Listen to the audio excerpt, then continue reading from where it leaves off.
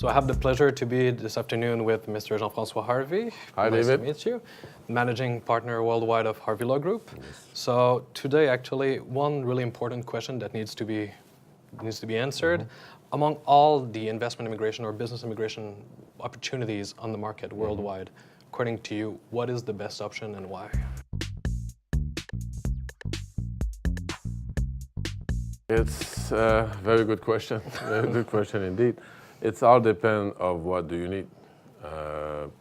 By example, the Caribbean passport program is one of the best tools for business people, businessmen or businesswomen, because they permit them to acquire a travel document that will permit them to travel all over the world without visa. So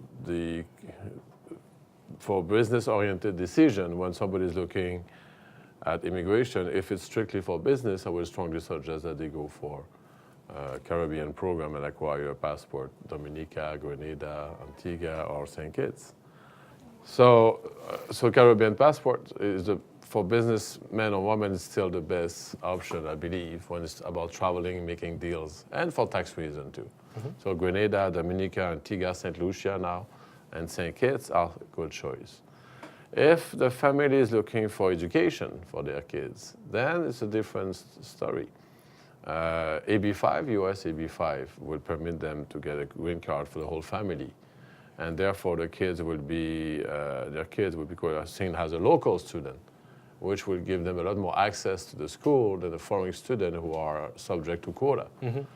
The SUV, for example, that you were talking, I believe, earlier today, is a good option too, because it permits them to move the whole family and therefore have access to the Canadian education system. The UK investor also will be seen, and of course the Cyprus. But the Cyprus, or like Canada, but Cyprus even more, would be more for family that want to establish themselves with an incredible freedom of movement.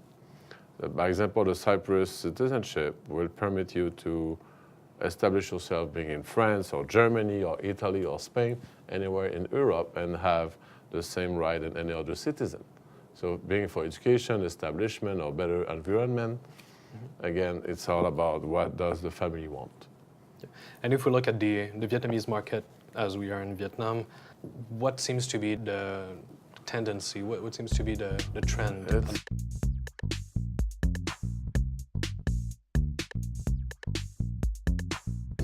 Talking for Vietnam itself, Vietnam is a big country. There's a lot of people, so we've seen all the trends. We've seen trends for US, of course. There's a trend for Canada. Canada always been popular in Vietnam. But also we've seen business people acquiring passport because for the business.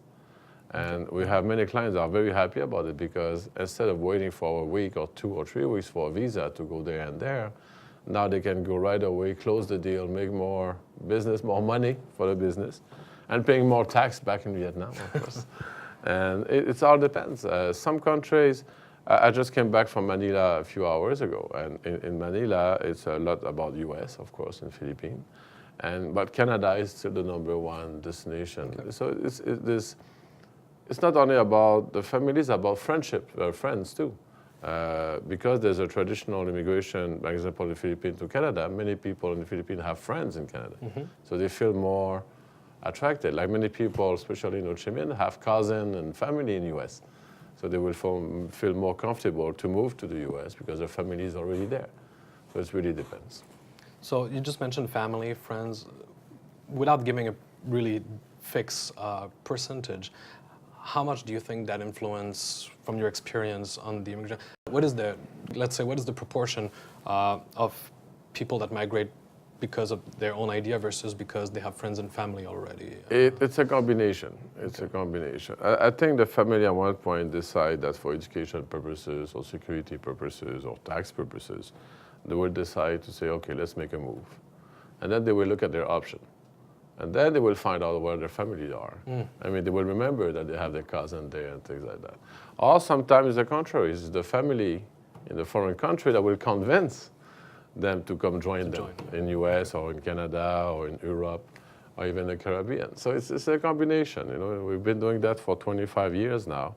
So I had the opportunity to see all kind of situation and all kind of motivation. Well, thank you very much for those Thank you. insights. Thank you.